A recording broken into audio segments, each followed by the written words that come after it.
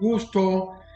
Hoy, 18 de agosto del año 2025, a las 4 de la tarde de Ciudad de México, continuar con este impresionante Congreso Internacional de Derecho Procesal Penal en homenaje a nuestros amigos, al doctor Daniel González Álvarez, ministro en retiro de la Corte Suprema de Costa Rica y un verdadero impulsor de este sistema acusatorio adversarial en toda América Latina. Y postmortem a nuestro amigo Juan Velázquez, el mejor penalista de los últimos 40 años en México.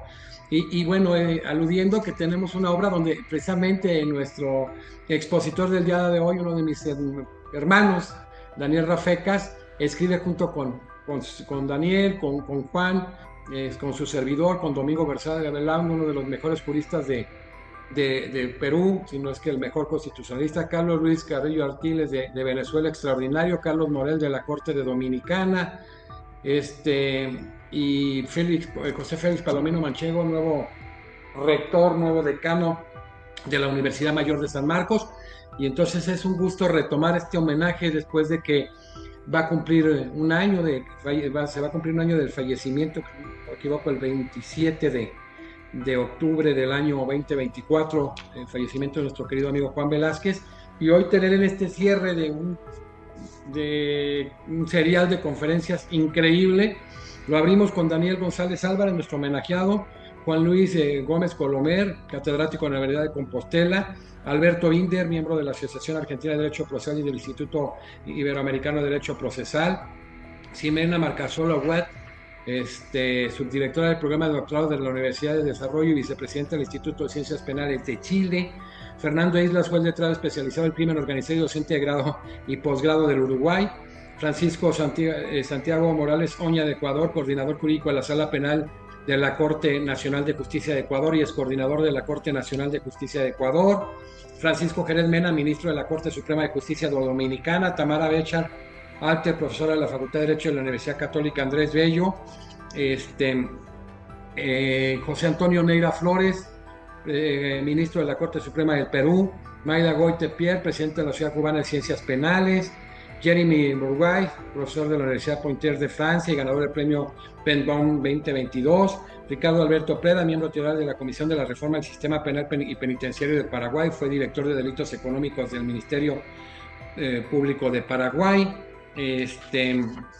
Mario David García Coutinho, letrado de la Corte, o sea, secretario de Estudio y Cuenta de la Corte Suprema de Guatemala, Héctor Naún Martínez García, ministro de la Corte Suprema de Justicia de El Salvador, Nereu José Giacomolo, coordinador del programa de posgrado de Ciencias Penales de la Pontificia Católica de Río Grande de Brasil, Moisés Moreno Hernández, expresidente de la Academia Mexicana de Ciencias Penales, director del Centro de Política Criminal de México.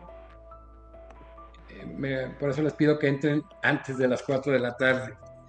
Mario Rolando Díaz Flores, ministro de la Corte Suprema de Justicia de Honduras, Patricia Vargas González, ministra de la Corte Suprema de Justicia de Costa Rica, Manuel Antonio Valderrama Rebolledo, ministro de la Corte Suprema de Chile, y hoy nuestro querido amigo y disertante, mi querido hermano Daniel, el doctor Daniel Eduardo Rafecas de Argentina, que antes de presentarlo, por favor, Pepe Calderón, cerramos, porque no se está viendo, cerramos no estamos teniendo a pantalla al doctor Rafecas.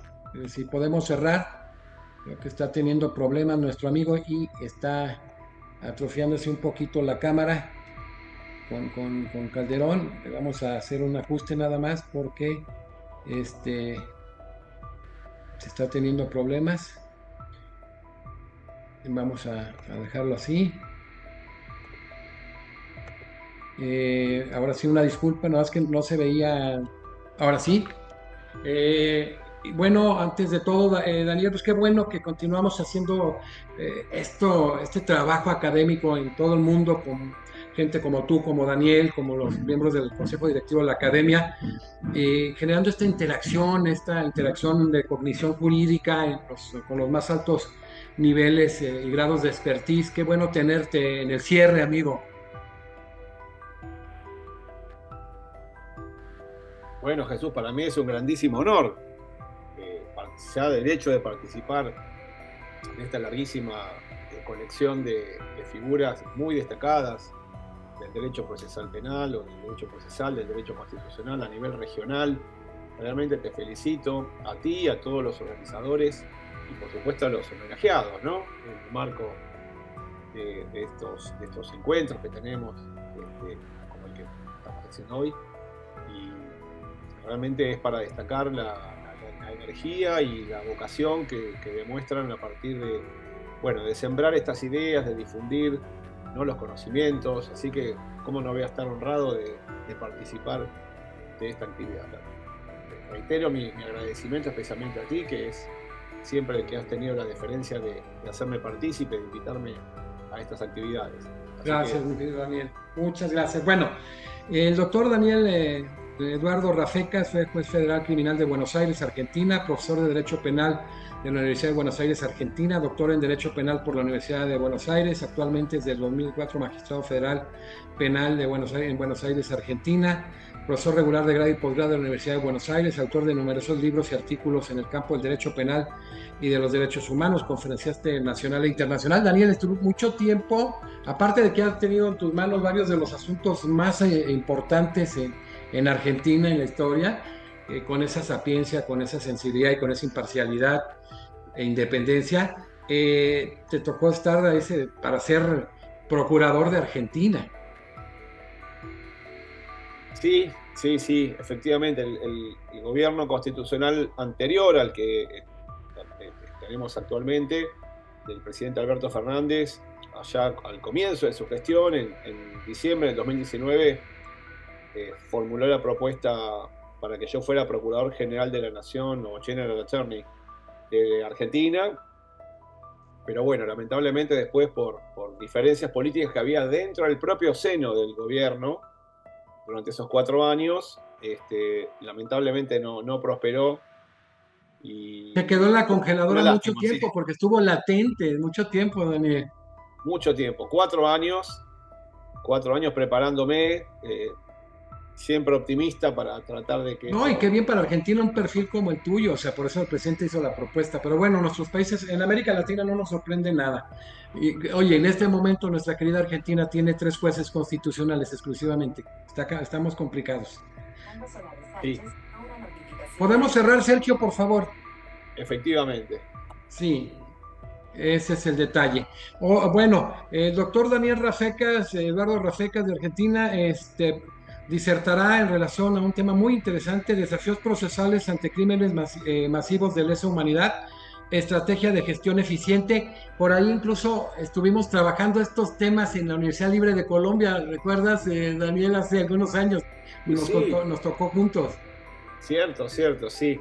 Grato recuerdo, sí, muy bien, tal cual. Hace ya cuántos años, no recuerdo, pero como unos 7 años. Y va a ser 10 años. Allá en Bogotá, en la Libre, y nos tocó de este tema. Sí. Pero adelante, por favor, Daniel, la palestra es tuya. Muchas gracias, Jesús.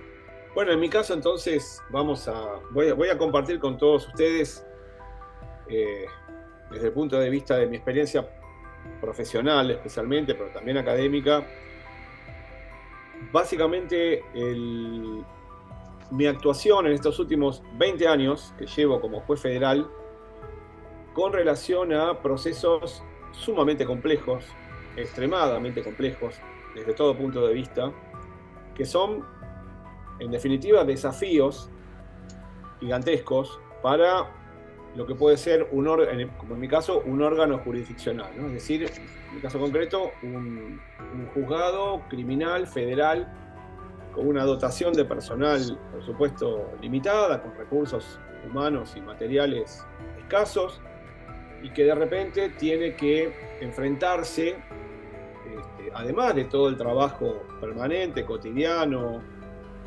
igual que cualquier otro juzgado, tiene que lidiar con, como fue en mi caso, una mega investigación a partir de que en mi país, en la República Argentina, a mediados de los años 2000,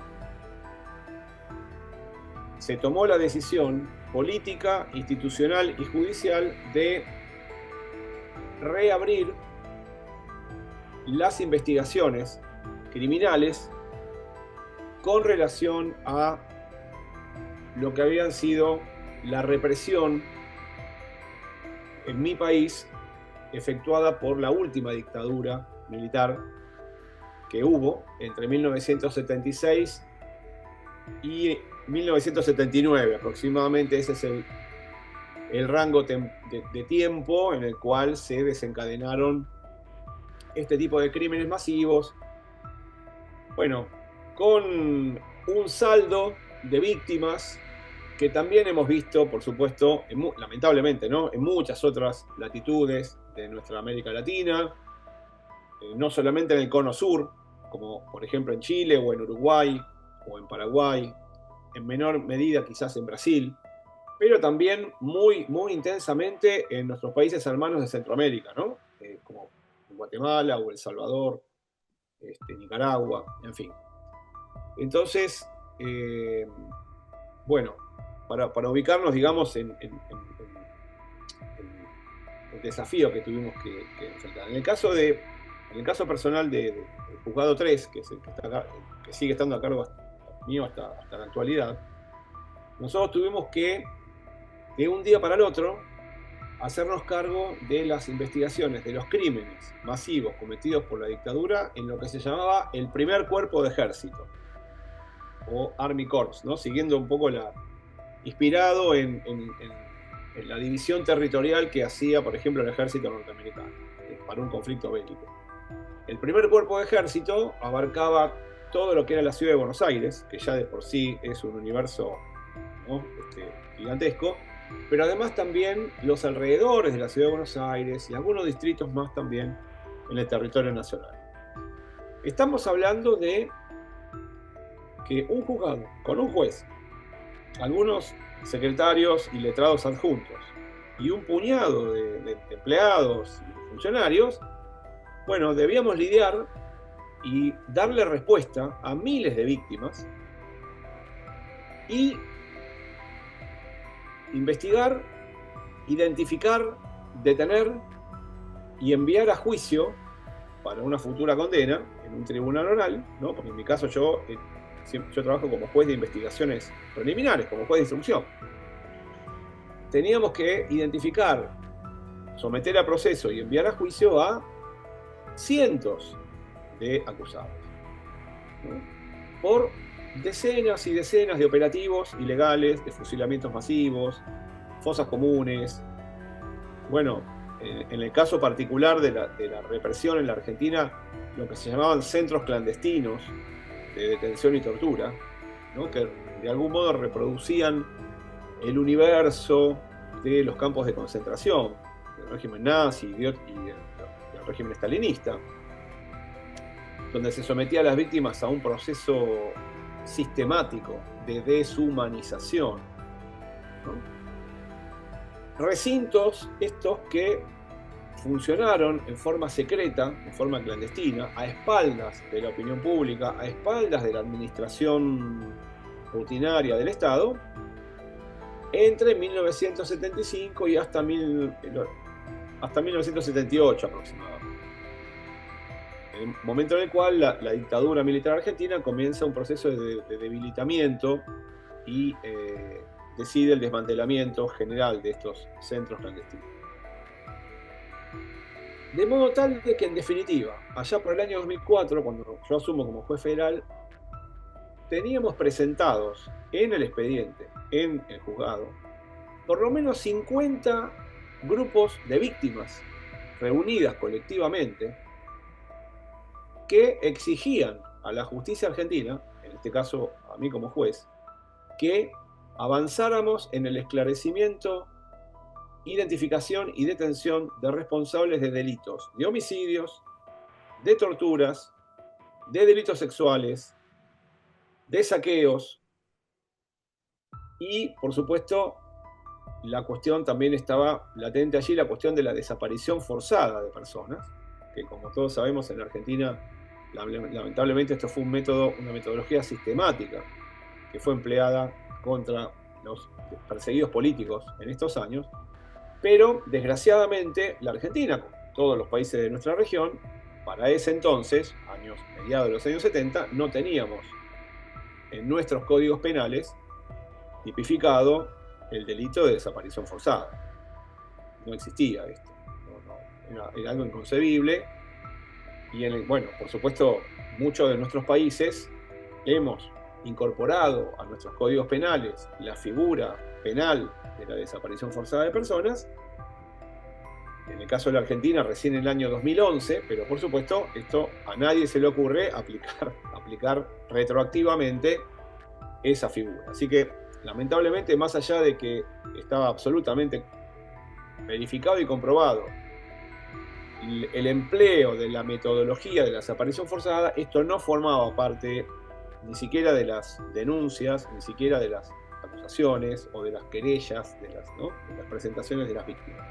Las víctimas y los fiscales se enfocaban en tipificar los crímenes como secuestros o privaciones ilegales de la libertad masivas, torturas, imposición de torturas o tormentos masivas, homicidios, allí cuando en muchos casos, bueno, los restos humanos habían aparecido y habían sido identificados, saqueos y agresiones sexuales. Básicamente esta era la constelación, digamos, de figuras penales que estaban presentes en esos escritos de querellas, como denuncias, que se acumulaban en el expediente.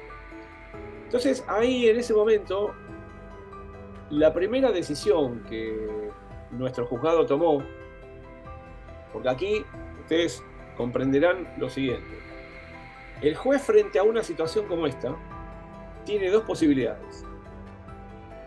O se paraliza, queda abrumado, ¿no? Totalmente abrumado frente a tener que disponer de forma simultánea de cientos o de miles de legajos y de líneas de investigación, o selecciona, o hace una selección racional y hace una línea de trabajo, hace o decide una secuencia de trabajo a lo largo de semanas, meses y años, en la cual, en definitiva, más tarde o más temprano, el objetivo es brindarle una respuesta a todos los que se presentan, teniendo en cuenta especialmente, queridos y queridas colegas, que en el 100% de estos casos se trata de delitos de lesa humanidad. Es decir, delitos masivos y sistemáticos cometidos desde un Estado autoritario contra la población civil, contra su propia población, y que, como todos y todas sabemos, la falta de avances, la falta de justicia, la impunidad frente a estas imputaciones genera responsabilidad internacional. Bien lo sabe esto el país hermano de Brasil, bien lo sabe esto el país hermano de Uruguay, bien lo sabe esto el país hermano de Perú, entre muchos otros.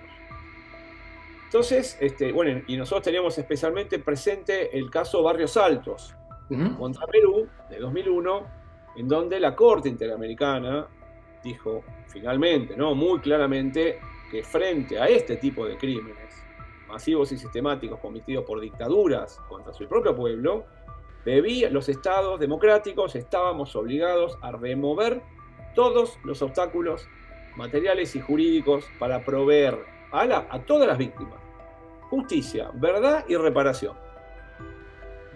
Bueno, esto precipitó, por supuesto, en el caso de la Argentina, unos años después, una sentencia judicial de nuestra Corte Suprema de Justicia, que para nosotros en el ámbito de la República Argentina es un momento bisagra, es tal vez uno de los fallos judiciales más significativos de los últimos 40 años, es decir, desde la recuperación de la democracia en la Argentina, que es el fallo Simón, fallo Julio Simón, en donde nuestra Corte Suprema, 7-1 en los votos, se alineó con la Corte Interamericana en Barrios Altos y dijo exactamente lo mismo hacia los jueces y fiscales argentinos, diciendo: se terminó la impunidad, se terminó el olvido, hay que reabrir los procesos judiciales por estos crímenes. Bueno, hoy en día, como nota al pie, esto fue en 2005, es decir, hace exactamente 20 años, y hoy tenemos en la Argentina aproximadamente 1.200 condenados. 1.200 condenados por crímenes de lesa humanidad. Militares, policías, gendarmes, civiles, etc. y hay otros 500 que están en camino, procesados, que van a juicio oral y están en camino. Es decir que una vez que termine este proceso, que todavía está en curso, por supuesto, la semana pasada dicté procesamientos contra nuevos militares de una zona aquí de la provincia de Buenos Aires, aproximadamente estaremos terminando este proceso 10 años más con algo así como 2.000 condenados, que es un número significativo teniendo en cuenta que, bueno, la cantidad por ejemplo, de asesinados y desaparecidos en el caso de la Argentina, se discute mucho la cifra, pero son algunas decenas de miles, ¿no? Entonces, y bueno, después tenemos, sí, bueno, detenidos, torturados, etc. Pero, bueno, tenemos una escala relevante, ¿no? E interesante en términos de cantidad de condenados, por supuesto, en todos los casos con estricto respeto a todas las garantías procesales y penales que consagra la Constitución y los tratados internacionales. Se respeta la doble instancia, se respeta el principio de inocencia, se respeta el debido proceso, la defensa al juicio, ¿no? En fin, todos los procesos, todas las garantías. Garantías. Sí, claro que sí. Y entonces les decía, el juez frente a en 2004, justamente un año antes todavía del fallo Simón, lo que pasa es que el fallo Simón, en la instancia previa, que era la Cámara Federal de Apelaciones de la Ciudad de Buenos Aires, ya había confirmado la apertura de los procesos y por lo tanto, en mi caso, yo ya tenía las manos libres y estaba obligado, digamos, a reactivar estos procesos, que habían sido congelados en 1987. La última actuación de algunos expedientes fue en 1987, que fue cuando en mi país se sancionaron leyes que consagraron, bueno, olvido e impunidad. Leyes de obediencia debida, de punto final, como hemos tenido en muchos otros lugares de América y también de Europa, ¿no? Esas leyes fueron anuladas, fueron declaradas inconstitucionales, fueron retiradas del ordenamiento jurídico y entonces en 2004 teníamos la vía expedita para avanzar.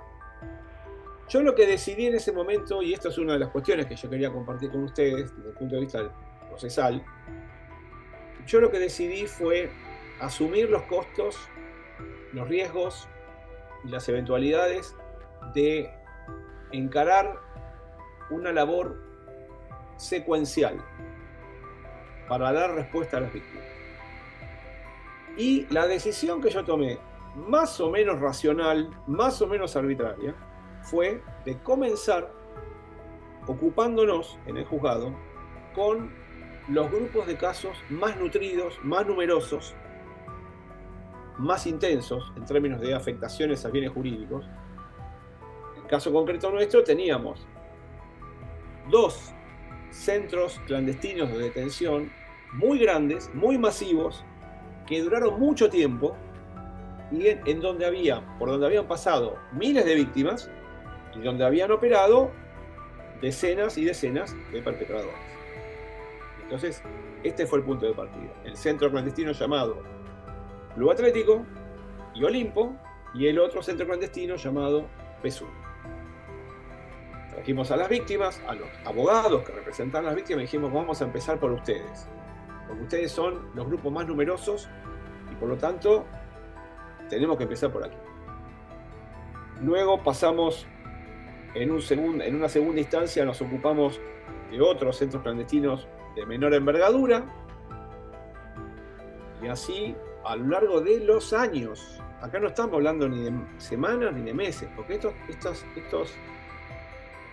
tramos de esta mega investigación demandaban un esfuerzo de trabajo enorme, la intervención de los acusadores públicos y de los acusadores privados, la intervención de las defensas.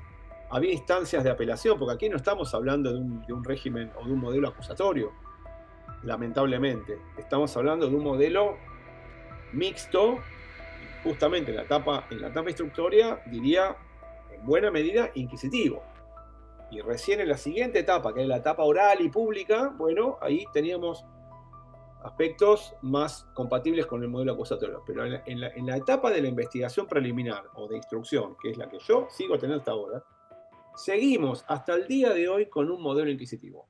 Felizmente, en noviembre, estamos en agosto, en noviembre va a cambiar este modelo y finalmente la justicia federal argentina va a pasar a el modelo acusatorio en la ciudad de Buenos Aires.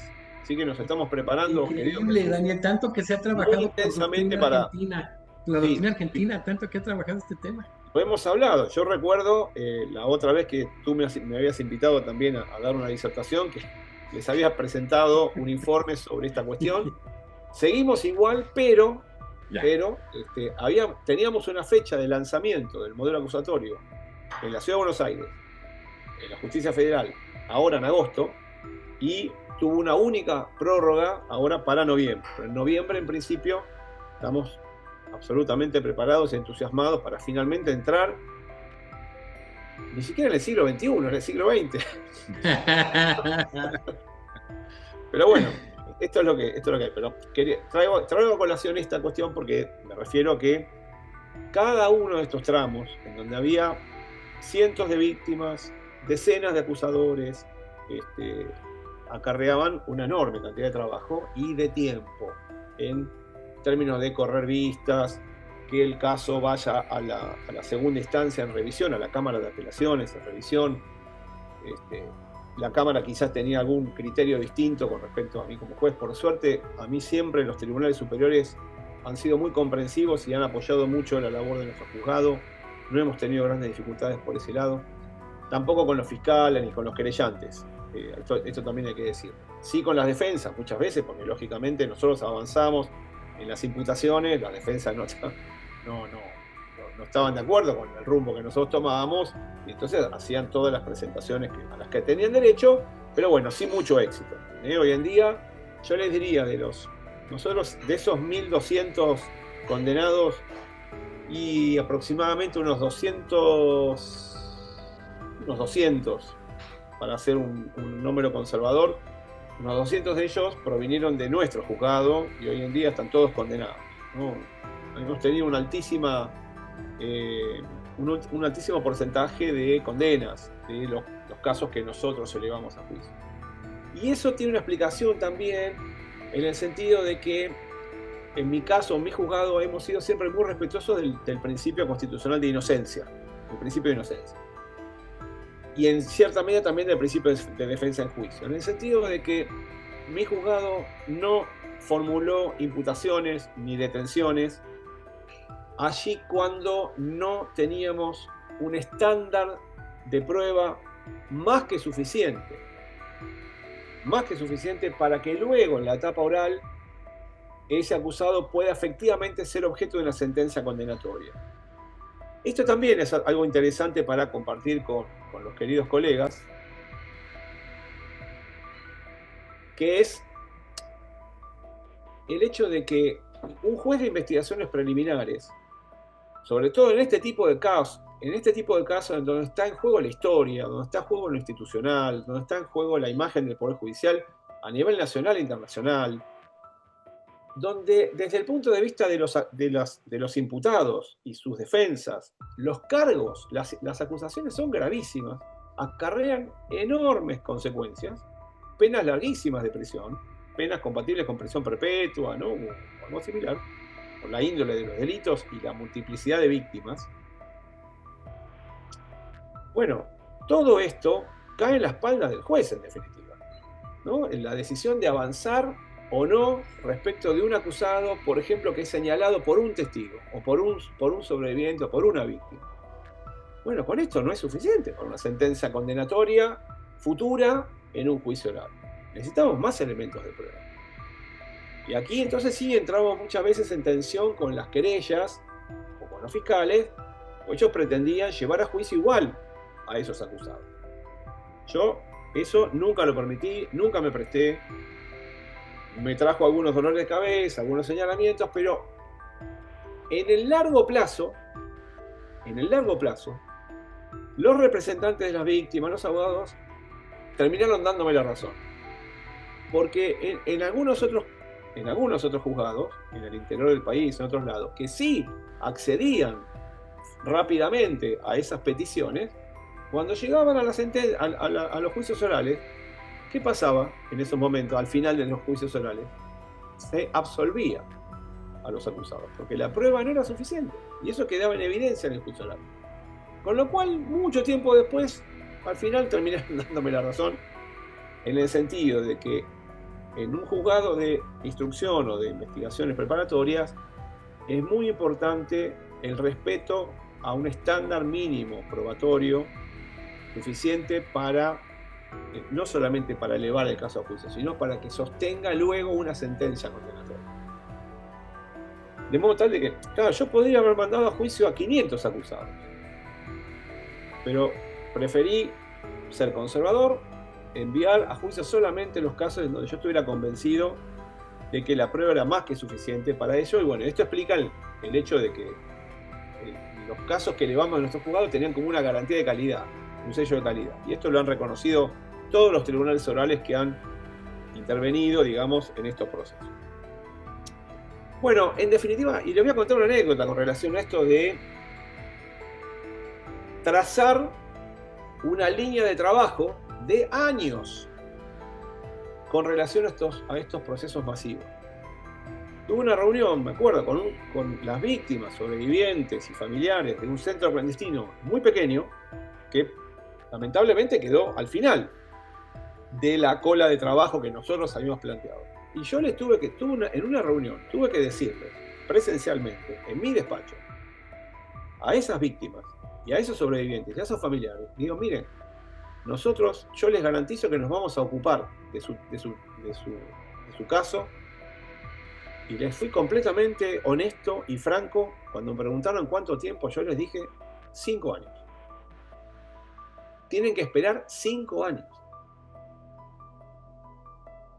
Y efectivamente esperaron 5 años, y a los 5 años avanzamos, indagamos, procesamos, mandamos a juicio y están condenados.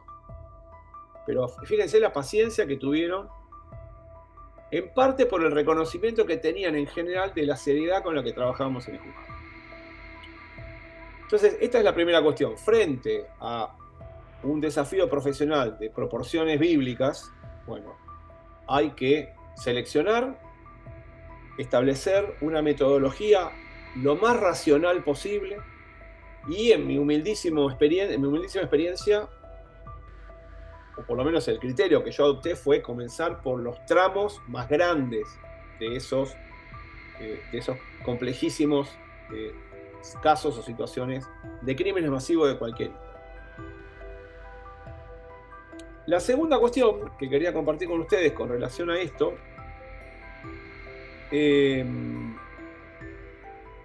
tiene que ver con lo siguiente. Es muy frecuente en este tipo de criminalidad, que lamentablemente atraviesa desde México hasta el cono sur de Latinoamérica,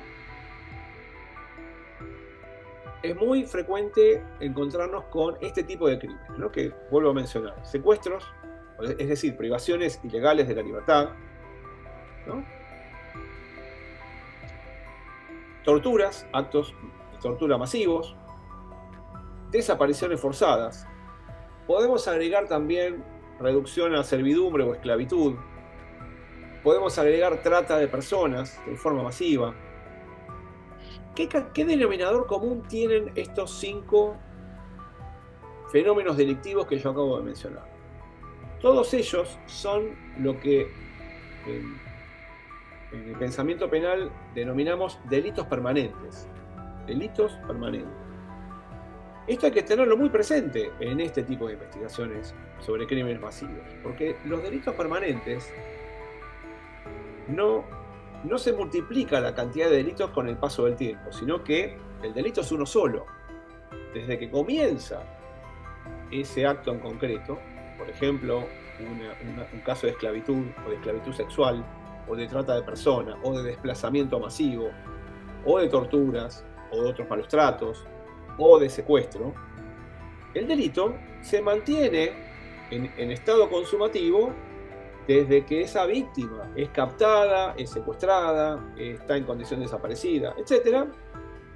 y se mantiene activo ese delito en desenvolvimiento todo el tiempo que dure ese delito, hasta que cesa de alguna manera el crimen, hasta que se agota ese crimen. Por ejemplo, cuando la víctima secuestrada es liberada, cuando la persona que está en condición de desaparecida aparece de vuelta o se encuentran sus restos humanos, cuando una persona bajo trata de personas es liberada o bajo esclavitud es liberada. Bueno, ahora, para esto pueden haber pasado días, semanas, meses o años. Lamentablemente, en nuestra región tenemos crímenes de estas características que perduran durante años, ¿no? El caso de Colombia, el caso de la Argentina en la época de la dictadura, muchos otros países. Años en donde un mismo delito se mantiene en desenvolvimiento a lo largo del tiempo, y eso es lo que se llama un delito permanente. Bueno, los delitos permanentes desde el punto de vista procesal, para decirlo en confianza y aquí entre colegas, son una bendición.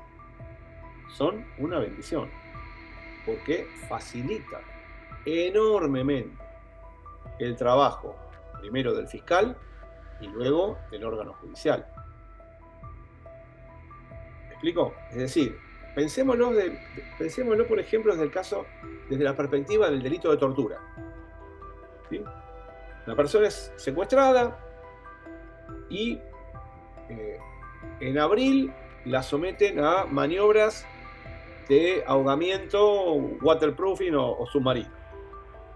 Luego sigue secuestrada. Luego todo el tiempo la golpean, la amenazan de muerte, la privan de agua y de comida, la colocan en condiciones inhumanas de habitación, luego le pasan corriente eléctrica, luego le hacen un simulacro de fusilamiento. Todo esto en el marco de una misma detención, legal o ilegal. Bueno, ¿qué tenemos? ¿Tenemos que probar 20 episodios de tortura en forma, digamos, separada? No, es un delito permanente. Es un delito permanente, es decir, los actos de tortura en este contexto comienzan, y también, por supuesto, la privación ilegal de la libertad, comienzan el día que se lo detiene y finaliza cuando es liberado. Y hay un único acto de tortura con un único dolo. Es decir, los autores, los captores, los perpetradores, tienen un único dolo que abarca todo el episodio. Entonces, imagínense que si ustedes tienen 100, 200, 500, 1000 víctimas que atraviesan esta misma situación,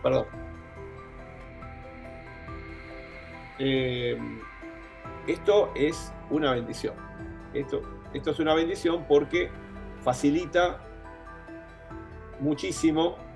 Estoy apagando el teléfono en un segundo. No se deja, Daniel. Siempre pasa. No me suena nunca y suena justo en la conferencia. Así pasa, para que vean que estamos en vivo, para que no digan que... Sí, claro, por supuesto.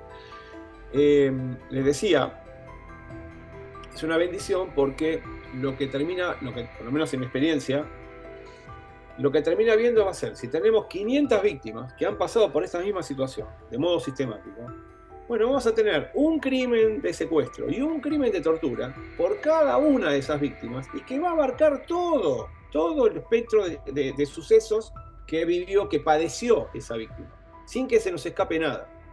Es decir, la materia de análisis y luego de condena va a estar completa, porque son delitos permanentes. Y entonces comienza cuando se inicia el crimen y finaliza, bueno, con la ejecución de esa víctima o con la liberación de la víctima, etc. Entonces, desde el punto de vista procesal, esto ha sido clave, por lo menos en el caso argentino, ha sido clave porque facilitó, no es que facilitó, permitió que los procesos avanzaran más o menos en forma diligente, y no se hundieran y se complicaran de una manera imposible de sortear. Reitero, pensar que de otro modo hubiéramos tenido que verificar con prueba suficiente cada uno de esos episodios en concreto, con día, hora, lugar, absolutamente imposible. ¿no? Entonces apuntamos al delito permanente y con esto damos por probado la verificación sistemática de esos métodos de tortura, la verificación sistemática de la detención ilegal o el delito que fuera. Así que esa es otra cuestión también que quería compartir con ustedes.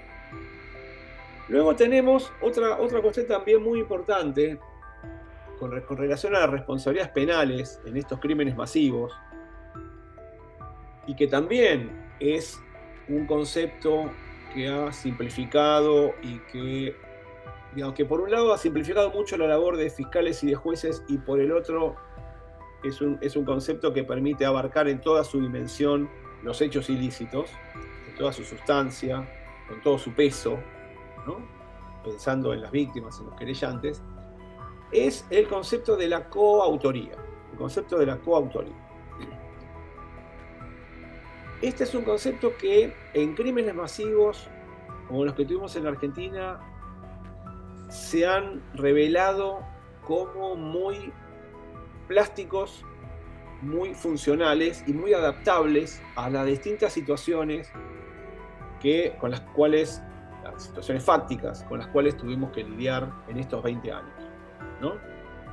Pienso, por ejemplo, en estos recintos o en estos espacios, en el caso de la Argentina, secretos o clandestinos, a donde se concentraba lo que podemos denominar como el mal absoluto, ¿no? Es decir, estos espacios en donde las víctimas eran conducidas ilegalmente, a espaldas de la administración del Estado, eran sometidas sistemáticamente a torturas, eran colocadas en condiciones absolutamente aberrantes e inhumanas para pernoctar, se les privaba de la posibilidad de hablar, estaban tabicadas, es decir, encapuchadas, esposadas todo el tiempo, en condición de desaparecidas, porque nadie sabía dónde estaban y ellos nada sabían del mundo exterior. Bueno, centros clandestinos de detención y tortura. Como les dije, que recreaban el universo de los Konzentrationslager, ¿no? del régimen nazi, campos de concentración. Entonces, aquí, y esto es algo que creo que puede ser también inspirador para ejemplos o casos comparados en la región, el avance de las investigaciones nos permitió identificar grupos de perpetradores que cumplían diversos roles. Grupos de perpetradores que cumplían cotidianamente, se especializaban en diversos roles dentro de lo que eran estos espacios o recintos clandestinos de detención y tortura. Entonces tenemos un primer grupo, por ejemplo, que aquí en la Argentina se los denominaban las patotas, ese es el nombre, o en la denominación de las propias Fuerzas Armadas de aquel entonces eran llamados grupos de tareas, como los Einsatzgruppen también del régimen nazi. Y estos grupos de tareas en lo que eran especializados eran en salir de los recintos clandestinos a buscar a las víctimas, a cazarlas, con Z, ¿no? A cazarlas. ¿Dónde los encontraban? En su puesto de trabajo, porque muchos eran obreros, trabajadores, representantes gremiales, ¿no? Trabajadores en fábricas. Bueno, cazaban directamente en los centros fabriles o en las fábricas. A otros los capturaban en la vía pública, a otros en sus domicilios, allanando ilegalmente sus viviendas, saqueando las viviendas. Y esta era la especialidad entonces de una treintena de oficiales y suboficiales del ejército, de la armada, de la aeronáutica, que hacían este trabajo. Usaban armas largas, ¿no? Tenían todos los implementos, en fin. Una vez que captaban a las víctimas, ya bajo condiciones de tortura, las ingresaban a los centros clandestinos, y en los centros clandestinos eran receptados por un segundo grupo de perpetradores, que rápidamente iban a llevar a esa víctima a un lugar específico donde iba a ser objeto de tortura. Es decir, de interrogatorio bajo tortura, de modo sistemático. Esa persona directamente iba Era acostada en una cama metálica y era objeto de pasaje de corriente eléctrica, maniobras de ahogamiento, simulacro de fusilamiento, y un largo etcétera, quemadura de cigarrillo, un largo etcétera de métodos de tortura. En este segundo momento tenemos un segundo elenco de perpetradores.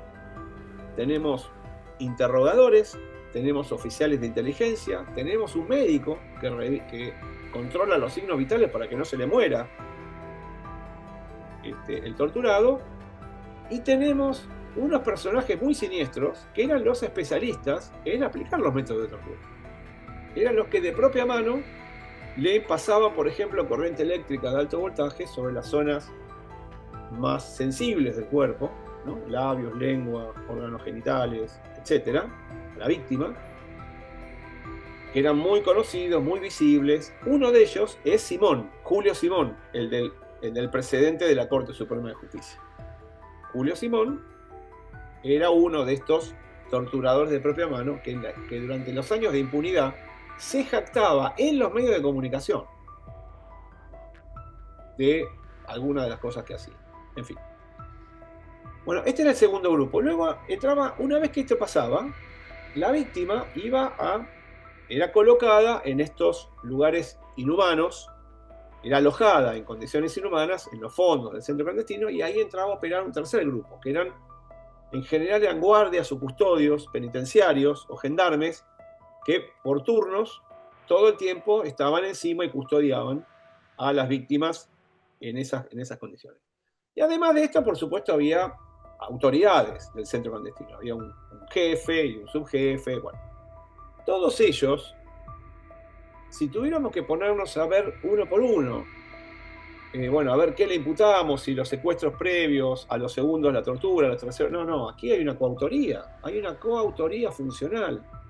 Es decir, lo que tenemos acá, de acuerdo a lo que enseña el profesor Roxin, de la Universidad de Múnich, de Alemania, aquí lo que tenemos es una distribución planificada de tareas y un reparto de funciones entre todos estos protagonistas del suceso criminal con relación a delitos permanentes. Es decir, el delito es uno solo. Y esto, de vuelta, facilita mucho las cosas porque permite apreciar una coautoría funcional de todos ellos. A veces en algunos procesos tenemos 40, 50 acusados. Todos van a ser coautores. Porque se dan los tres elementos o las tres exigencias que la doctrina y la jurisprudencia nacional e internacional reclama para la coautoría. Primera cuestión, la realización en común de todos del delito. Aquí hay una distribución de tareas, como dije, una realización en común del delito de torturas y de secuestros. En segundo, que cada uno de estos tramos son absolutamente esenciales, son aportes esenciales al emprendimiento criminal, sin el cual el delito no se podría continuar, no se podría cometer. Y tercero, el aspecto subjetivo, que es lo que se llama el plan común. Es decir, todos ellos forman parte de un plan común y hay un sentido y una vocación de pertenencia a ese emprendimiento criminal en concreto. Esto es indiscutido, porque todos estos perpetradores no es que participan accidentalmente de estos crímenes. No. Participan días, semanas, meses y a veces años realizando estas mismas actividades criminales en forma cotidiana, con lo cual es indiscutido que tienen, desde el punto de vista subjetivo, una vocación y un sentido de pertenencia al emprendimiento criminal masivo del que estamos hablando. De modo tal de que, en definitiva, en este tipo de casos, los ejecutores directos, los implicados directamente en los crímenes, los que están en contacto directo con las víctimas, los que en sentido gráfico se manchan las manos de sangre, ¿no? Y que están allí participando activamente como ejecutores directos, la verdad es que el Instituto Penal y Procesal de la Coautoría otra vez ha sido muy, muy utilizado exitosamente para confirmar en definitiva las acusaciones ¿no? O los procesamientos que elevamos desde el juzgado de instrucción. Y, digamos, en el mismo sentido, hay otro concepto también interesante, porque además de estos ejecutores directos que, como ustedes pueden ver, operan en forma horizontal, ¿no? Hay un reparto de tareas horizontal entre todos ellos, pero después además tenemos mandos medios y altos que no están en el lugar de los hechos. Tenemos jefes y tenemos autoridades, jerarquías, en este caso militares, en el caso de la Argentina, que no están, que espacialmente están en otras dependencias, no sé, en regimientos, o en divisiones, o en cuarteles militares, no participan de los hechos, no se manchan las manos de sangre, pero son los que ordenan, son los que establecen las condiciones, los que proveen la logística, la inteligencia, los vehículos, el armamento, la comida para los centros clandestinos, digamos, todos estos jefes que garantizan la continuidad de la actividad criminal también fueron objeto de indagación, de investigación y de condenas en nuestro país. Y aquí, ya desde el famoso juicio de las juntas militares, que tuvo lugar en la Argentina en 1985,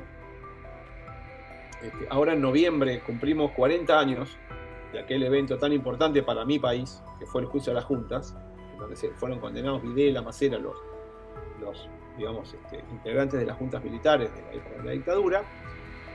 Ya en aquella sentencia, los jueces, de un modo muy esclarecedor, se hicieron la siguiente pregunta. Porque la deriva de lo que parecía que con lo que tenían que lidiar aquellos jueces cuando tuvieron que enfrentarse a ver cómo condenaban a Videla, Macera, los altos mandos de la jerarquía militar, parecía que iban a condenarlos como instigadores, como inductores o como partícipes en los delitos que cometen otros, como si ellos fueran cómplices, como si fueran actores de reparto de los protagonistas principales, que eran los ejecutores directos. La deriva iba hacia allí. A los jueces no les pareció justo esto. No les pareció justo. ¿Por qué? Por la sencilla razón de que el dominio sobre la decisión de cometer esos crímenes lo tenían ellos. ¿Cómo van a ser actores de reparto? Estos son actores principales.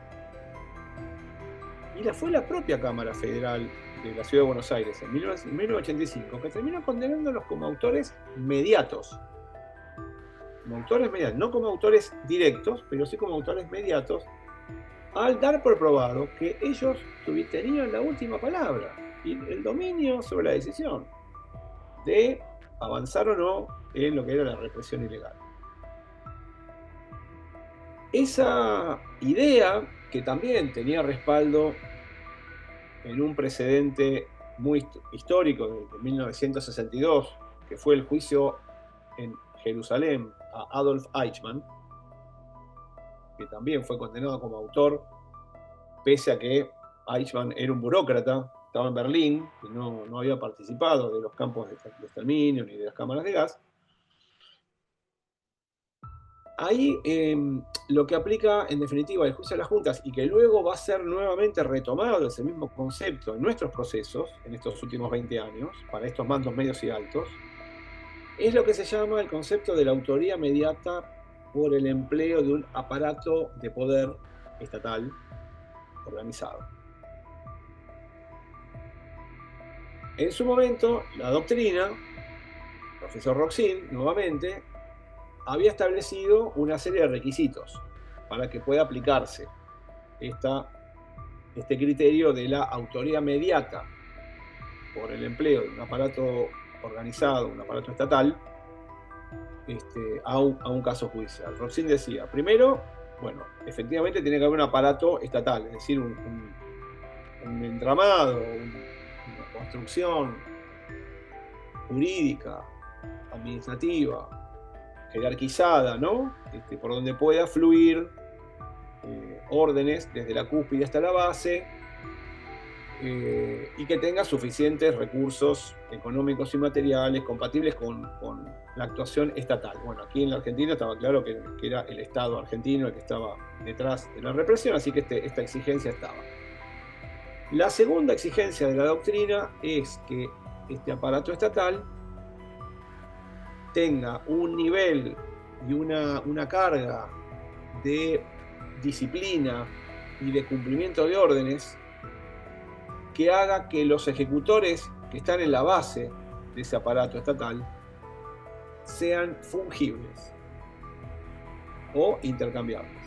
La fungibilidad o intercambiabilidad de los ejecutores directos es una condición sine qua non para apreciar una autoridad inmediata para aparato de poder.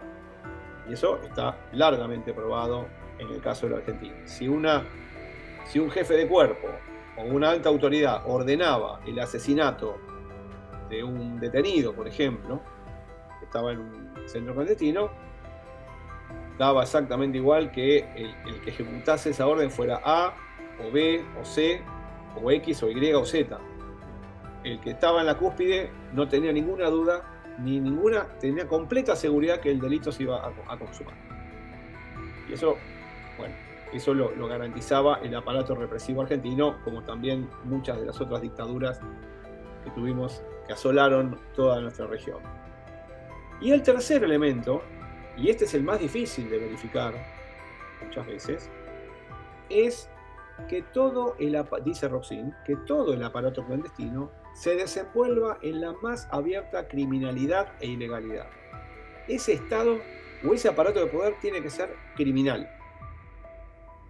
Y por lo tanto, si estamos hablando de un Estado en un contexto democrático, no vamos a poder definirlo como un aparato de poder. O corporaciones que se desenvuelven en una lógica de un Estado constitucional de derecho, no va a poder ser considerado un aparato de poder.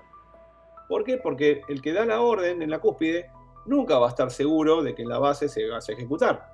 Porque hay defensores públicos, hay fiscales, hay medios de prensa, hay libertad de prensa, en fin, hay un montón de posibilidades de que eso se desbarate. El aparato de poder tiene que ser abiertamente criminal, como lo era en el caso de la dictadura argentina, que cuando efectúan el golpe en 1976, pasan a la clandestinidad, a las Fuerzas Armadas y Militares y de Seguridad para la represión ilegal. Así que este tercer requisito en la Argentina está perfectamente cumplido también.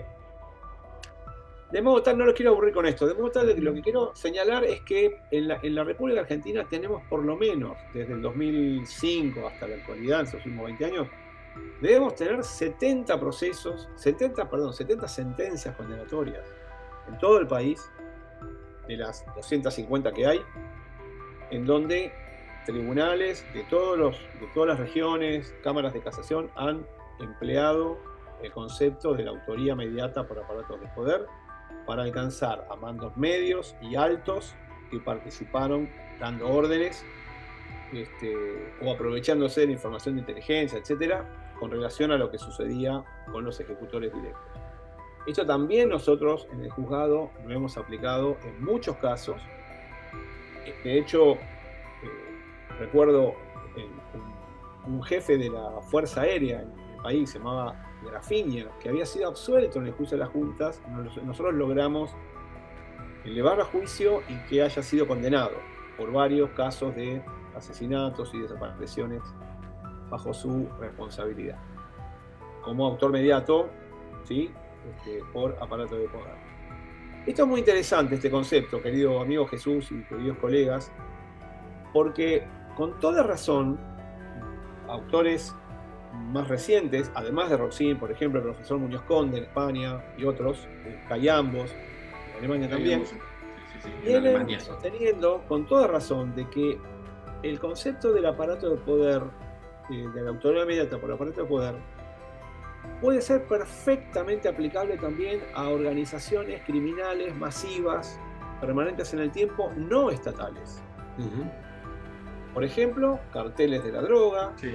Por ejemplo, organizaciones terroristas, por ejemplo, organizaciones guerrilleras, mafias, ¿no? Organizaciones mafiosas como la Drangheta, ¿no? Calabresa o bueno, cosas por el estilo, en donde vamos a tener estos tres requisitos que estábamos viendo. Tenemos un aparato de poder por donde fluyen órdenes criminales de la cúspide a la base con ingentes recursos económicos y materiales que convierten en fungibles o intercambiables los ejecutores directos, ¿no? Pienso, por ejemplo, en el terrible y lamentable atentado que sufrió ahora nuestro querido país hermano de Colombia, Sí. con el candidato presidencial, un niño de 15 a 16 años, absolutamente fungible. Si no era ese niño, iba a ser otro, y otro, y otro, y había una cola de 20 muchachos para hacer lo propio. Y es un poco, sí. Entonces, ahora, el que da la orden, ¿qué es? ¿Un mero cómplice? ¿Un actor de reparto? No, es el que tiene el dominio sobre la decisión. Ese es el autor mediato. Y todos los mandos medios y que están en la cúspide tienen que responder como autores mediatos por el empleo de un aparato de poder. O sea, este es un concepto muy interesante y que yo no lo veo suficientemente explotado en países hermanos que padecen de estas estructuras criminales muy consolidadas en el tiempo, Qué ¿no? interesante. Como el Comando Vermelo en Brasil, bueno, los carteles de la droga en México, estamos viendo lo que está ocurriendo en Sinaloa ahora, No, o, En México completo. Sí, o en sí. Colombia, ¿no? O en Centroamérica, los maras, en fin. Venezuela. Sí, sí. Concepto, Venezuela, por supuesto, este concepto está ahí disponible y créanme que la experiencia del caso argentino en ese sentido ha sido sumamente Sí. interesante. Todas las sentencias, estas sentencias han sido confirmadas, ya son sentencias definitivas. En fin, ahí hay una cuestión, querido Jesús. No, muy interesante para hacer una buena mesa en países con gente muy, muy capacitada en esto, que la estructuremos, tú, mi Por querido supuesto, Daniel. por supuesto, por supuesto. Ahora, para ir terminando, eh, también quiero Había quedado lo compartir. del aparato de poder para completar los tres Custodia inmediata elementos. por aparato de poder, sí señor. No, para ir terminando quería compartir también la experiencia argentina en estas investigaciones por crímenes masivos con relación, vieron que en el ámbito procesal se discute mucho si acaso es válido desde un modelo procesal que se le conceda a un perpetrador alguna reducción de la pena a cambio de que ese perpetrador confiese delitos, bueno, señale dónde están, por ejemplo, víctimas desaparecidas, niños que fueron robados y entonces fueron entregados y no sabemos su identidad, no los podemos ubicar, ¿no? Que provean, digamos, esta especie de transacción entre el valor justicia o juicio y castigo y el valor verdad. Que, por supuesto, como todos y todas aquí sabemos, muchos de los que están aquí presentes son expertos en estos temas, bueno, las experiencias son muy diversas, muy variadas, por supuesto, en cada caso depende del contexto de cada país, en algunos hay en el medio un conflicto bélico o un conflicto interno, un conflicto armado interno en desenvolvimiento, ¿no? Estos son experiencias muy distintas. En el caso de la Argentina, nosotros, por mandato inflexible de nuestras víctimas y de nuestros colectivos de víctimas, que seguramente los conocen, las madres de Plaza de Mayo, las abuelas de Plaza de Mayo, organizaciones de derechos humanos, ellos siempre, durante 40 años y hasta el día de hoy, han sido inflexibles. Pensemos que ellos serían los principales beneficiados, en todo caso, de saber dónde están sus hijos desaparecidos, dónde están sus nietos robados, etc. Sin embargo, ellos han mantenido una coherencia asombrosa y una monolítica, diría, en estos 40 y pico de años, diciendo, no queremos saber nada con intercambiar verdad por justicia. Nosotros queremos juicio y castigo, sí, 100%. Con lo cual, aquí en este punto, los magistrados, expertos argentinos, tenemos más cosas para escuchar que para contar. Este capítulo no lo hemos conocido.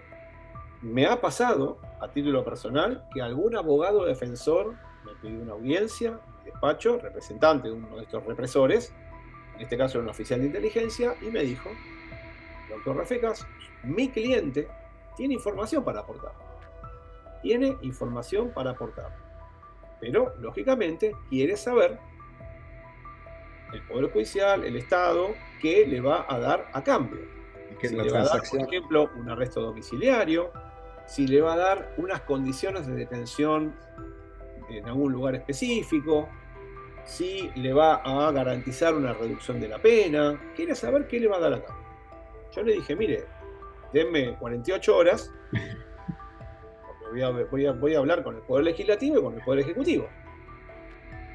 Bueno, hice las gestiones, hablé con el jefe de gabinete. El jefe de gabinete entendió perfectamente lo que estaba preguntando. Me dijo: voy a preguntarle no me acuerdo, creo que era el presidente en ese momento, Kirchner. Dame un día. Bueno, a los 48 horas vino el abogado. Yo lo miré de frente y le dije: doctor, no tengo nada para ofrecerle. Nada. No puedo garantizarle nada. Nada. Y eso sigue exactamente igual hasta el día de hoy. Y hemos visto lo de Estados Unidos, qué amplio el tema. De modo tal de que las resultas de esta política ha sido que tenemos, como les digo, muchos condenados a largas penas de prisión. De alguna manera hemos garantizado el valor justicia en niveles satisfactorios, pero no es lo mismo, no hemos logrado los mismos estándares con relación al valor verdad. No sabemos prácticamente nada, Jesús, con relación a miles y miles de desaparecidos. No sabemos quiénes se los llevaron, o qué unidades o qué autores. No sabemos dónde se los llevaron, no sabemos cómo los mataron, no sabemos cuándo los mataron. Hay como una cortina de hierro que ahí está baja y nunca la pudimos levantar. Y tenemos algo así como 250 personas que en su momento eran niños o bebés apropiados por la dictadura y que hasta el día de hoy ignoran su verdadera identidad. Esa es la realidad. Cada uno podrá juzgar, ¿no? Poner en el fiel de la balanza estos valores con estas características, pero bueno, quiero resaltar que esta cuestión en definitiva, si se quiere, de buscar un cierto equilibrio entre el valor, verdad y justicia, depende, desde el punto de vista de la praxis, depende 100% de las herramientas procesales que pueda tener un fiscal para negociar en todo caso con la defensa, y en definitiva también el juez y el tribunal. Sí. Nada de esto tenemos en la Argentina. Si no hay normativa, pudiera estar un Rafecas en la corte y otra sentencia bisagra. Esto tampoco viene sucediendo, lamentablemente. Así que bueno, este era más o menos, querido Jesús, excelente. Que quería compartir con ustedes, las luces y sombras que tenemos, sí. Los logros y las frustraciones que tenemos. En las transacciones que queda, pero lo que se ha hecho desde tu juzgado y en general en la Argentina, y qué interesante, qué bueno que es el cierre. La verdad, yo tengo, sabes, el cariño y el respeto que nos tenemos, mi querido Daniel, igual sí. Con nuestro tocayo Daniel González, que también es mi hermano, igual que tú. Y que cierres para mí es muy significativo. Abrió Daniel y abrió Juan Luis Gómez Colomers de España. Y ahora que cierres tú me da mucho gusto. Creo que va a estar muy satisfecho desde la tierra mi querido amigo Daniel González, desde el cielo mi querido amigo Juan Velázquez. De veras, les recomiendo esta obra. Ya tiene algunos años. Es el Control de Convencionalidad de la América Latina, que fue un homenaje a Juan en vida y a Daniel, y que escribe Juan, escribe Daniel, su servidor, Daniel Rafecas. Se la recomiendo, de verdad, es una obra extraordinaria de control de convencionalidad, pero por ejemplo, Daniel Rafecas, en ella toca un tema bien interesante, el control de convencionalidad en materia de torturas, precisamente la jurisprudencia argentina, bien interesante. Pero fíjate, Daniel, este tema de delitos, de crímenes de lesa humanidad, con este surgimiento desde aquella declaración, Francia, Gran Bretaña y Rusia, en relación a los crímenes cometidos precisamente en Turquía de armenios, en 1900, o sea, de 28 años, 1915, platicamos mucho estos temas en Colombia, ¿te acuerdas? Que era analizar este Estatuto de Roma, una actualización y lo relativo a la Corte Penal Internacional. Eh, ¿Cómo se empieza a estructurar todo esto? Este artículo 7.1 de la Declaración del Estatuto de Roma. Pero ahora que nos hablas de este fallo, el trabajo que ha hecho pretorianamente la Corte de Argentina y aquí en esta sentencia bisagra, qué importante es, por eso que hubieron Daniel Rafecas ahí o algunos otros amigos que han estado. ¿Quién integraba cuando más o menos quiénes estaban integrando la Corte? Ricardo Lorenzetti Amigo, un abrazo, mi querido Ricardo, extraordinario. sigue siendo juez. Sí, claro, de los tres que Sí, quedan.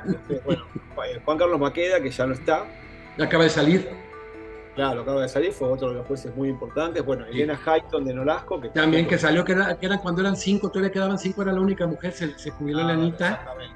Carlos Fait, que ya falleció, no falleció. grande. Y me estoy olvidando de, bueno, Eugenio Raúl Zaffaroni, que fue Y juez de la Zaffaroni. Corte. Sí.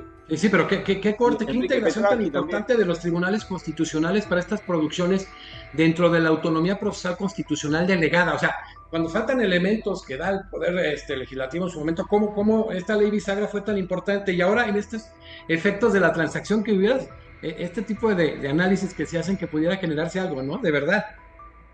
Sí, sí, sí. Sí, digamos, es difícil hacer especulaciones Claro. contrafácticas, ¿no? Es decir, que preguntarnos qué hubiera sucedido si el Estado argentino hubiera aceptado conceder algunos beneficios Y las transacciones, sobre... ¿no? O sea, No, no, es difícil establecerlo, no, porque pero sí podría quizás, llegarse a quizás se hubiera debilitado el proceso de justicia. puede ser.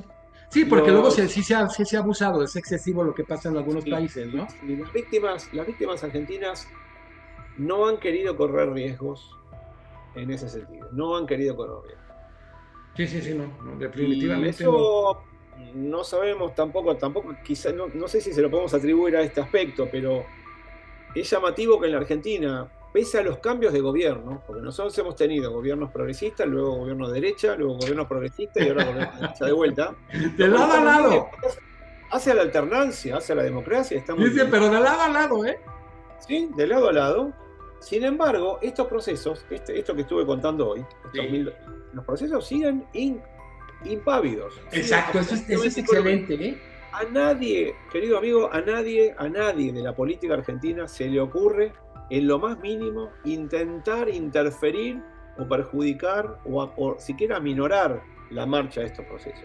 A nadie, ni siquiera, bueno, tenemos un gobierno actual que quizás no es algo que esté en su agenda, no es algo que a ellos les interese particularmente, pero yo te garantizo que por lo menos hasta el día de hoy, el actual gobierno ha sido absolutamente respetuoso y yo, en mi caso como juez federal de estos casos, trabajo cotidianamente exactamente igual que hace 10 años o 20 años. Que se entienda la trascendencia de la administración de justicia, que hay países que definitivamente desmantelan el Poder Judicial, puede estar el discurso del desprestigio, muchas cosas, y qué importante en Argentina de irse de extrema derecha a extrema izquierda y viceversa en estos procesos democráticos, que se respete el tema, ¿no? Que es medular. Sí, la verdad que sí, la verdad que es un aspecto que habla muy bien de la fortaleza, por lo menos de la división de poderes. Sí, No, la democracia, de todo, sí. y de la democracia, claro. Sí, sí, Oye, estaría muy bien eso que hicimos en Colombia, ya me diste una nueva idea, generar algunas mesas para hacer este análisis del Estatuto de Roma, de la Corte Penal Internacional, temas de genocidio, crímenes de lesa humanidad, crímenes de guerra, todos estos sí. temas medulares.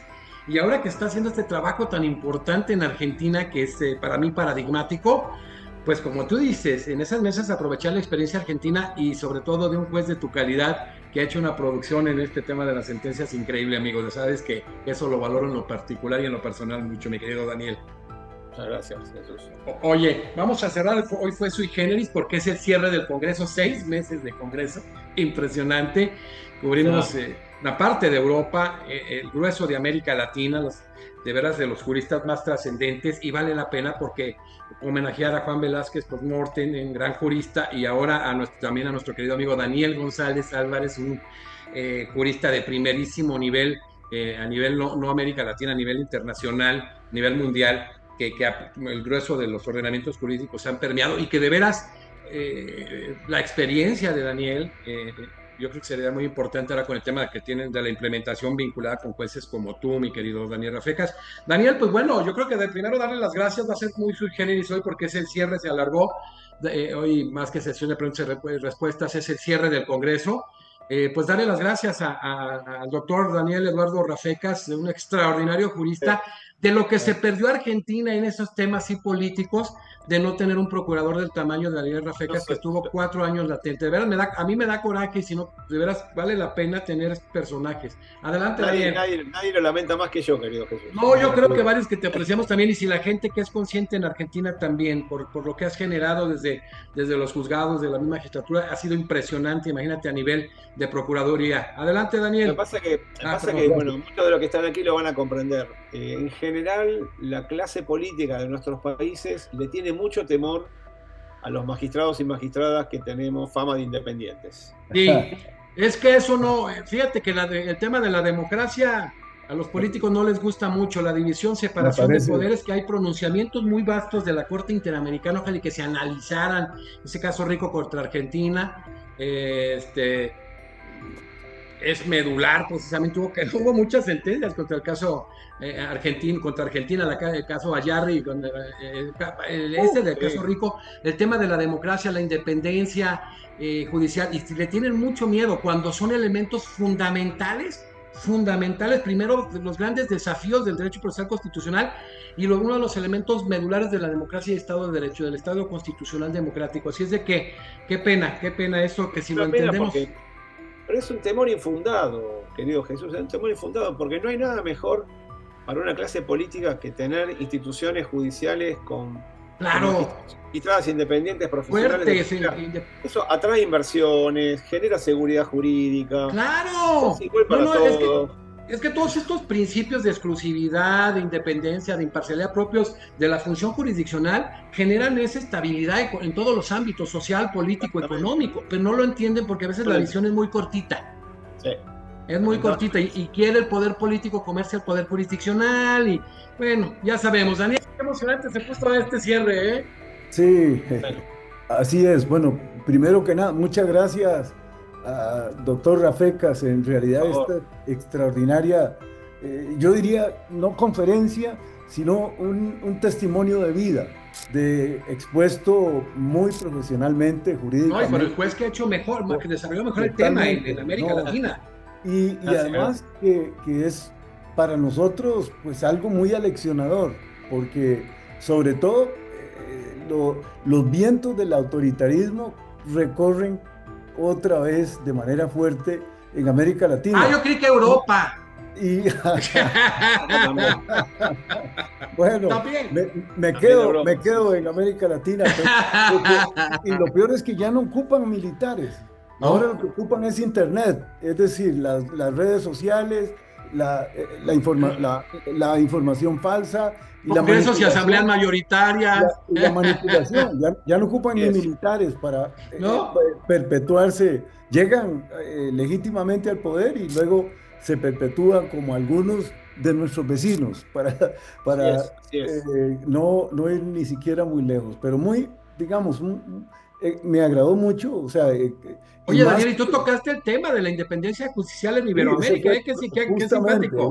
Y es un problema epidémico, ¿no? Un problema totalmente epidémico. Sí, efectivamente, de lo que yo aquí comenté fue el tema de la independencia judicial, que Iberoamérica, yo creo que es epidémico. O sea, justamente los políticos le tienen pavor a los jueces independientes. O sea, y después los terminan juzgando en el sistema que crearon y saben qué monstruo crearon, ¿eh?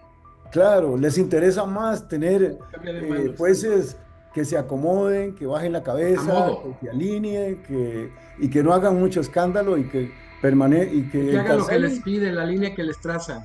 Al pobre diablo, ¿no? Al delincuente común. Oye, como aquel que decía Daniel, ¿cómo decía? Platícate esa rápido de que le criticaron a aquel senador porque aquel político muy fuerte eligió un diputado por ahí, y le dijeron que no tenía platícate. Bueno, lo que decía, fue un presidente, dice bueno, José Figueres, que ya lo diga. No, pues sí, él lo dijo y es público, sí, en el país está público. que dijo que le dijeron que por qué él siendo un político tan sabio había Bueno, elegido a un diputado tan. que muy tonto, que era muy bruto, y entonces él le dijo, sí, dice, sí, tenés razón, es muy bruto, pero vieras qué obediente que es. Qué obediente me ha salido. Sí, y era el tema, eso es lo que se requiere fundamentalmente. Pero bueno, yo eh, me produce mucha satisfacción. Cerramos, ¿te parece, Daniel? Cerramos por el Sí, tema y la dinámica y la estructura, que es el cierre con una pregunta tuya para Sí, cerrar por los sí, tiempos. efectivamente. Quisiera nada más comentar alrededor de la propuesta, más que una pregunta, tal vez un comentario que me produce y que creo que es muy aleccionador para todos nosotros, que es el tema de haber respetado, a pesar de todo lo que se pueda decir contra los criminales de lesa humanidad, Sí, vamos, el o debido sea, proceso. que merecen ser atendidos por la justicia respetando las reglas del debido proceso. Sí. Y eso yo creo que es clave, sobre todo el principio de inocencia, la necesidad de que efectivamente hayan pruebas reales para juzgar, digámoslo, a personas, no obstante el hecho, el crimen que se le haya atribuido. Y esto lo digo para mencionarlo, digamos, el problema en nuestros países es que, y pongo ejemplo El Salvador con el tema de las maras, donde en este momento se están juzgando personas, han acumulado procesos contra 300 o 400 jóvenes solo porque pertenecen, la única identidad fáctica es que se trata de sujetos aparentemente de la misma organización, de la misma mara, pero fueron detenidos en diferentes circunstancias, no se conocen, no saben quiénes son y son juzgados en un solo proceso para supuestamente en pocas semanas cumplir con las reglas del debido proceso y tenerlo ya no como imputados, sino como sentenciados. Y esto yo creo que es como una burla, digámoslo, al sistema de justicia, sobre todo con el principio de inocencia, ¿no? De que en nuestros medios todavía, a pesar de que jurídicamente nadie lo cuestiona como una institución jurídica en nuestras constituciones, no lo hemos asimilado.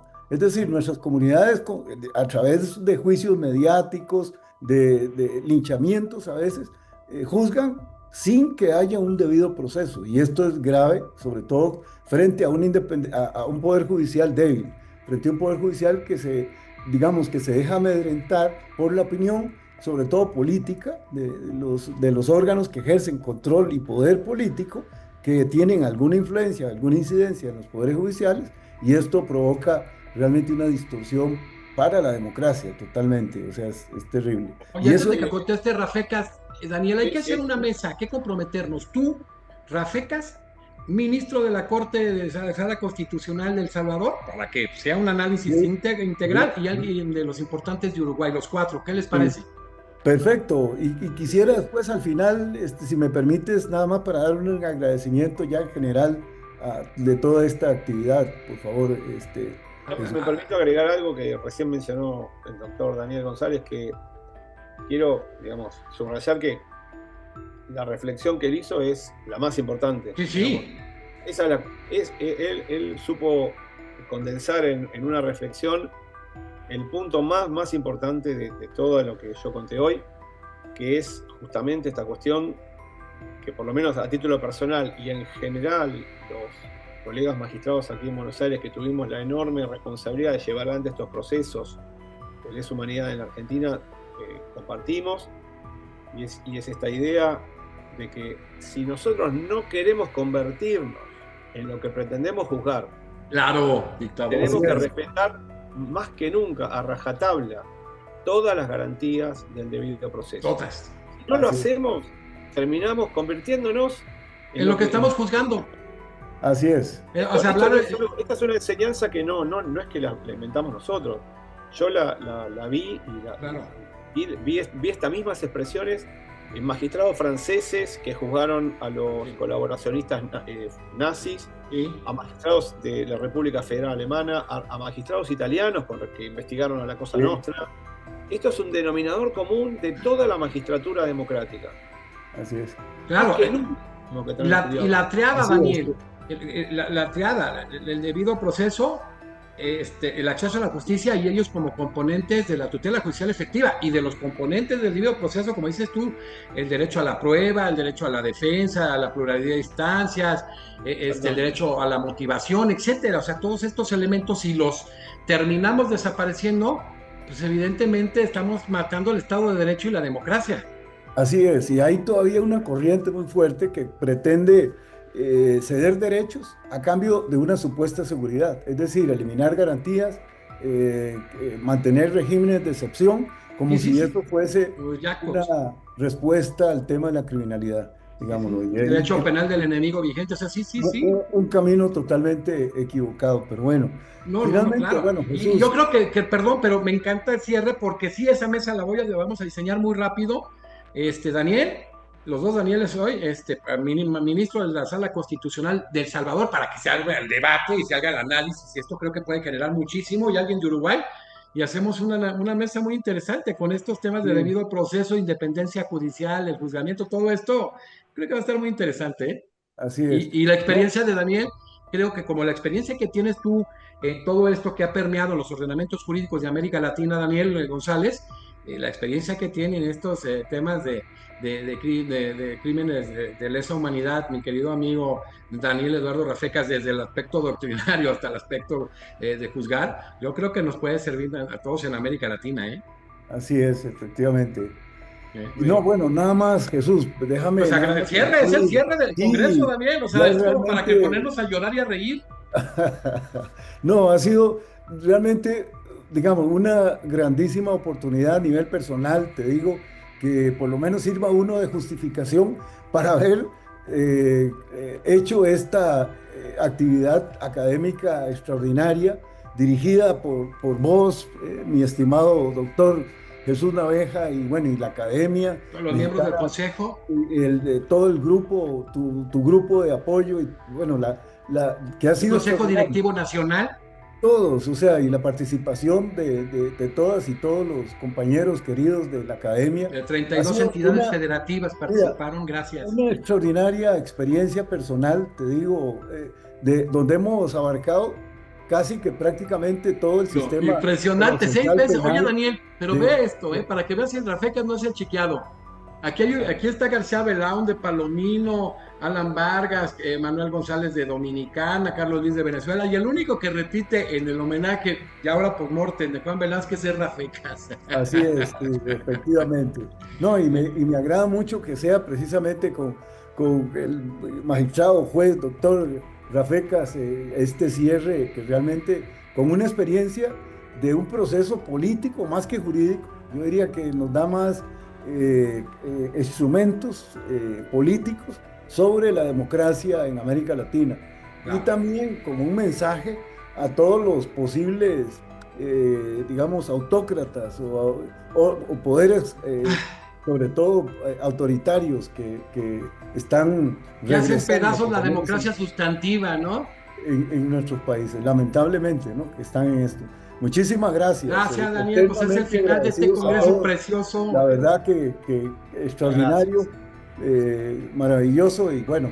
Sabes el cariño y el aprecio que se te tiene como miembro de la Academia Mexicana de Derecho, mi querido Daniel González, el respeto a tu trayectoria, a todas las implicaciones. Quiero decirte, Daniel Rafecas, que el verdadero padre del sistema acusatorio en México es mi querido amigo Daniel González. No digas nada porque ya va a ser, pero muchos se dicen, yo soy el padre, y se anuncian. Y a mí tuve la oportunidad de participar en varios eventos y congresos disertando con Daniel. Incluso había hasta diferencias en este tema del pluralismo que también en estos mecanismos, en la poca tolerancia. Julio Mayer, ¿no? Justamente con Julio, nuestro querido. Es que en un congreso, quiero decirte que nos anunciaron casi que nos ponían una bomba en la Universidad Panamericana. Estaba Daniel González de Costa Rica, Julio Mayer, que se enojó conmigo, me dijo, ¿por qué me trajiste aquí? No me dijiste que eras del Opus. Ya empezó, ¿te acuerdas? Estaba, ¿quién más, Server? El alemán, ¿Tres? Sí, el alemán, estaba Moisés Moreno, un gran evento, Moreno. Y había una resistencia en aquel momento enorme. O sea, yo era de los que de alguna manera decía, hay que ver, y al tiempo ha habido algunos detalles que hemos reconocido acá con Daniel, pero se trabajó muy fuerte, Daniel. Casi nos ponen una bomba. No, pues sí te dijeron que sí nos iban a poner una bomba, pero era yucateca.